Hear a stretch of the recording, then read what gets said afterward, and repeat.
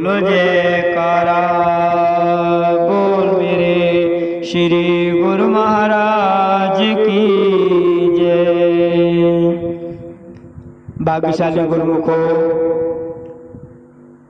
अपने सन्मुख विराजमान श्री सतगुरुदेव दाता दयाल जी महाराज की पावन छवि को अपने हृदय रूपी मन मंदिर में बसाते हुए, अपनी मुख रचना को पवित्र करते हुए मीठी और सुरीली आवाज के साथ बोलो जयकारा बोल मेरे श्री गुरु महाराज की जय।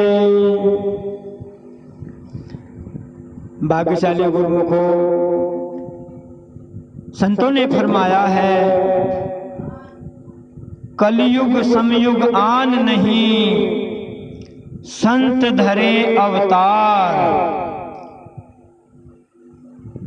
जीव शरण गए गुरु की, भवजल उतरे पार। गुरुमुखो, संतों ने ये तो नहीं फरमाया कि जितना भी हम इस संसार में धन कमा लें, महल माड़ियां बना लें, मान रुतबा प्राप्त कर लें, तो वो से जीवात्मा का उद्धार हो सकता है। संतों ने फरमाया है, जीव शरण गए गुरु की, भवजल उतरे पार। ये भूमंडल जो है, ये एक द्वंद्व में संसार है। इस संसार की रचना काल माया से, मोह ममता से, ईर्ष्या द्वेष से इस संसार की रचना की गई है। क्योंकि इस संसार में हर चीज के दो पहलू हुआ करते हैं। अच्छाई है तो बुराई भी है, झूठ है तो सच भी है, लाभ है तो हानि भी है। लेकिन उसकी परख हमें कैसे हो? परख तो हमें जब होगी जब उसके पार्थू के पास हम जाएंगे और बड़ी दीनता नम्रता के साथ हम अपने सवाल उसके सामने रखेंगे कि प्रभु, हमें इस संसार में किस प्रकार जीना है, क्या हम इस मानव जन्म का क्या लक्ष्य है, क्या महत्व है। जैसे कि रामायण के अंदर संत तुलसीदास जी ने अपने वचनों में फरमाया है, बड़े भाग मानुष तन पावा, सुर दुर्लभ सदग्रंथन गावा, साधन धाम मोक्ष कर द्वारा, पाए न जेहे परलोक संवारा।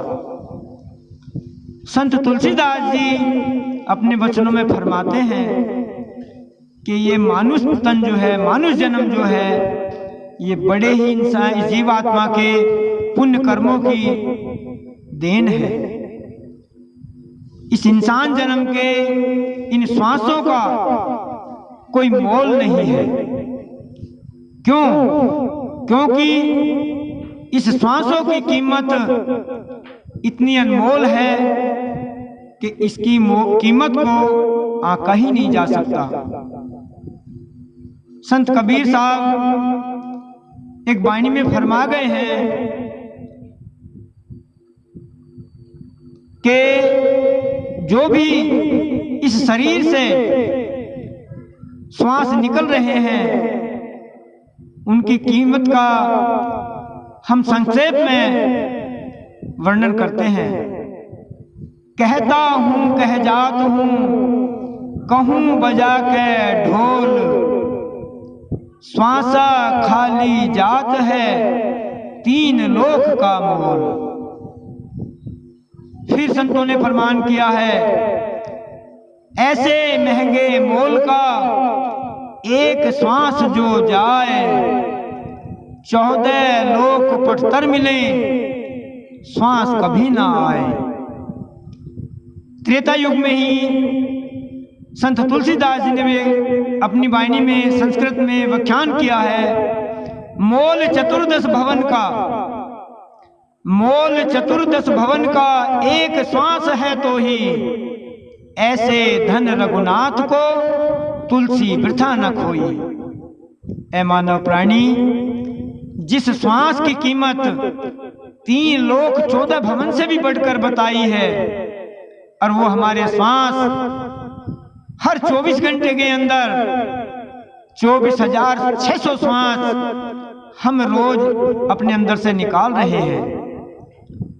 अब देखिए कि जब एक श्वास की कीमत 3 लोक 14 भवन की है, तो जिसके पास 24,600 श्वास हर रोज इस शरीर से निकल रहे हैं, तो हम देखते हैं कि जो हमने संसार में जो भी मान रुतबा प्राप्त किया है, क्या इन श्वासों के बदले जो हमें घाटा हुआ है, क्या उसकी बराबरी हो सकती है? नहीं। गुरुमुखों, ये तो इतने घाटे का सौदा है कि ये जो भी हमने सामान यहाँ एकत्र किया है, अपनी मेहनत लगा करके, अपनी सुर्ती को लगा करके, जिसे हम अपना समझ रहे हैं, ये अपना नहीं है। ये तो एक दिन हमसे यही बिछड़ जाएगा, क्योंकि ये इस जीवन, इस संसार की रचना है। यही इस इंसान को ये सब चीजें प्राप्त होती हैं और यही सब बिछुड़ भी जाती हैं। अब विचारणीय विषय ये है कि संतों ने जो फरमान किया है कि इस मानुष जन्म की विशेषता फिर किस प्रकार है। इस मानुष जन्म की विशेषता जो है वो तो सिवा मालिक के नाम से है, मालिक की भजन भक्ति से है। क्योंकि कहते हैं कि एक बार श्री कृष्ण और अर्जुन का संवाद चल रहा था,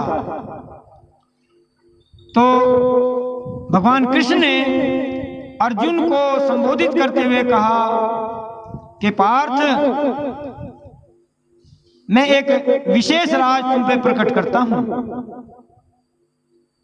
उन्होंने कहा कि प्रभु बताइए, जो मेरे हित की बात है।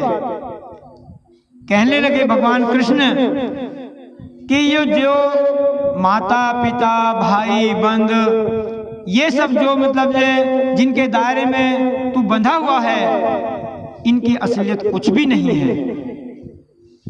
जो तुम हो, तुम भी कुछ और हो, क्योंकि इस शरीर से आत्मा का सिर्फ जब तक ही संबंध है जब तक आत्मा शरीर के अंदर है, और जब शरीर को छोड़कर ये आत्मा चली जाएगी तो इसका किसी के साथ कोई संबंध नहीं होगा। भगवान कृष्ण ने अर्जुन को कहा कि अर्जुन, इस संसार की ऐसी विडंबना है कि जिस समय ये जीव गर्भ अवस्था में रहता है, अनेक प्रकार के कष्ट सहता है,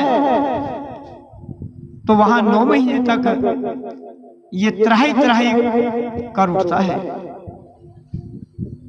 जब 9 महीने पूरे होने के बाद तब इसका बाहर निकलने का समय होता है, तो ये मन ही मन जिस प्रकाश के द्वारा, जिस भगवान की रोशनी के द्वारा इसकी उस गर्भ अवस्था में पालगत होती है, उससे प्रार्थना करता है, हे प्रभु, मैं आपका जीव हूं और मुझे किसी भी तरह इस नरक कुंड से बाहर किया जाए, और बाहर निकलने के बाद मैं पूरा जीवन, पूरा समय आपके भजन भक्ति के अलावा और किसी चीज में नहीं लगाऊंगा। भगवान कृष्ण बोले कि अर्जुन, जब ये जीवात्मा बाहर आती है तो संसार की चकाचौंध देख करके ये उस वादे को भूल जाती है, और ये माता पिता भाई बंद रिश्तेदार इनमें ही सिमट कर रह जाता है। ये उस वादे को भूल जाता है कि मैंने अपने मालिक से क्या वायदा किया है। उसको याद दिलाने के लिए समय समय पर महापुरुष संसार में अवतार धारण करते हैं। जैसे कि आज इस कलयुग के समय में भी श्री आनंदपुर में हमारे महान आचार्य परमहंस सतगुरुदेव दाता दयाल जी बनखंडों में आनंदपुरी बसा करके और जीवों का मार्गदर्शन कर रहे हैं, सतपथ की गंगा बहा रहे हैं। ऐसे बनखंड में रचना रचाई है कि जहां किसी भी तरह की संसारी कोई सुविधा नहीं थी, और आज वहां जैसे भगवान कृष्ण ने समुद्र के अंदर द्वारकापुरी बसाई थी संसार के झंझट से अलग हटके, इसी प्रकार परमहंस दयाल जी ने जीवों के उद्धार के लिए श्री आनंदपुरी का निर्माण किया और प्रेम की गंगा बहाई और जीवों के लिए सेवा भक्ति के भंडार खोल दिए। जिन जीवों ने श्री दरबार की सेवा की है उनके अंतस्करण से पूछिए कि उनको अंतर में कितना आनंद, कितनी खुशी प्राप्त होती है। उन्होंने अपना वो गर्भ अवस्था में किया हुआ महापुरुषों से, भगवान से अपना वादा पूरा कर रहे हैं और अनेक खुशियां प्राप्त कर रहे हैं। इसीलिए संत महापुरुष जीवात्मा को बार बार हिदायत करते हैं कि जो संसार में तुम कर रहे हो ये तुम्हारा असली काम नहीं है, और इसके करने के लिए कुछ मनाही भी नहीं है, क्योंकि कर से कर्म करो विधि नाना, मन में रखो कृपा निधाना। हमारा लक्ष्य तभी पूरा होगा इस मानुष जन्म का, इन श्वासों की पूंजी का, जब हम हर पल हर समय मालिक की याद में अपना मन लगाए रखेंगे, अपनी आत्मा को लगाए रखेंगे और शरीर से अपने जीवन पूर्ति के लिए संसार के कार्य भी करेंगे। महापुरुषों ने फरमाया है कि इस संसार में बसना बुरा नहीं है, इस संसार में फंसना बुरा है। सिर्फ एक ही शब्द का बदलाव है, बसना और फंसना।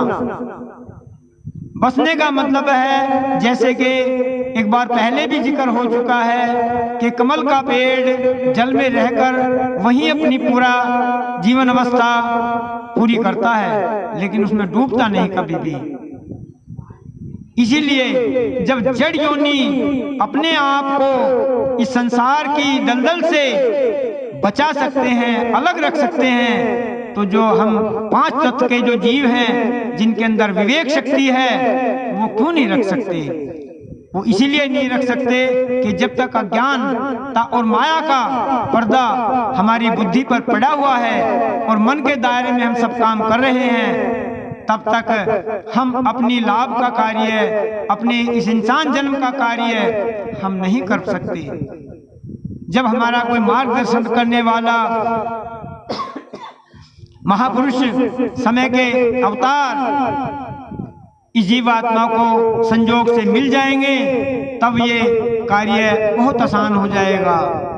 घट में है सूझे नहीं लानत ऐसी जिंद, तुलसी इस संसार को भया मोतिया बिंद। संत तुलसीदास जी फरमाते हैं कि हम अपनी असलियत से किस प्रकार भटके हैं। जैसे हमारी आंख पर जो देखने वाली जो शक्ति होती है, देखने वाली जो पुतली होती है, उसको जब रोग मोतियाबिंद का रोग घेर लेता है तो आंखें बरकरार रहती हुई भी हम उस असलियत से वंचित रह जाते हैं। क्यों? क्योंकि उस पे पर्दा आ गया है। इसी प्रकार हम जीवों के बुद्धि पर अज्ञानता का पर्दा जब आ जाता है तो हम असलियत को भूल करके हम इस झूठे कार्य में मन और माया के कहने से हम अपना समय इन संसारिक चीजों में बर्बाद करते रहते हैं, जबकि इनके सिवा कुछ भी नहीं है। भाग्यशाली गुरुमुखों, जिसे भी समय के पूर्ण महापुरुष की चरण शरण प्राप्त है और उनका अनुसरण करते हुए अपना जीवन व्यतीत कर रहे हैं, उनके दिल से पूछो उनको कितनी खुशी, कितना आनंद प्राप्त होता है। भले ही वे कितना ही साधारण जीवन क्यों ना व्यतीत कर रहे हों, लेकिन उनके अंदर में एक अलग खुशी, एक अलग चमक दिखाई देती है। लेकिन जो भी इस संसार में बड़े बड़े धनाढ़ लोग जीवन यापन करते हैं, उनकी दशा कैसी है? एक जगह संत कबीर साहब ने अपनी वाणी में एक चित्रण किया है। दीन कहे धनवान सुखी, धनवान कहे सुखी राजा हमारा, राजा कहे महाराजा सुखी, महाराजा कहे सुखी इंद्र प्यारा। इंद्र कहे ब्रह्मा जी सुखी, ब्रह्मा जी कहे सुखी सर्जनहारा, विष्णु कहे एक भक्त सुखी है, बाकी दुखिया सब संसारा। विचारने की बात है गुरुमुखों कि जब देवलोक में भी, देवता लोग भी एक गुरुमुख को सुखी करार दे रहे हैं, समय के महापुरुष भी अपने अनुयायी भक्त को सुखी करार दे रहे हैं, तो इसमें संशय की या इसमें कोई बात ही नहीं रही कि जिसमें कोई दो राय हो। अब हमें जितना भी हमारा जीवन है, जितना भी हमें समय पर प्रभु की कृपा से हमें मिल रहा है, हमारा कर्तव्य हो जाता है, हमारा लक्ष्य भी है ये कि सुबह शाम भगवान की आरती पूजा, भजन अभ्यास, सेवा, सत्संग, दर्शन में अपना मन लगा करके, ज्यादा से ज्यादा समय लगा करके, क्योंकि भगवान कृष्ण ने तो 24 घंटे में 2.5 घंटे का समय निश्चित किया था, लेकिन श्री आनंदपुर दरबार से तो महापुरुषों की हिदायत है कि जो गुरुमुख सुबह शाम 1-1 घंटा भजन अभ्यास करेगा, श्री दरबार के नियमों का पालन करेगा, वो गुरुमुख जन हमारा हो जाएगा, उसका लोक भी सुखी और परलोक भी सुहेला हो जाएगा। वो इस मृत्यु को प्राप्त नहीं होगा, वो यमराज को प्राप्त नहीं होगा। भाग्यशाली गुरुमुखों, जब समय के पूर्ण महापुरुष हमारी लोक परलोक दोनों की जिम्मेदारी ले रहे हैं, तो हमें भी उतनी ही तवज्जो के साथ, उतनी ही लगन के साथ अपनी इस जीवन यात्रा में अपने मालिक के नाम को सम्मिलित करना है, उनकी आज्ञा और मौज में चलना है और अपना लोक और परलोक संवारना है। इसी में ही मानव जन्म की सफलता है और इसी में ही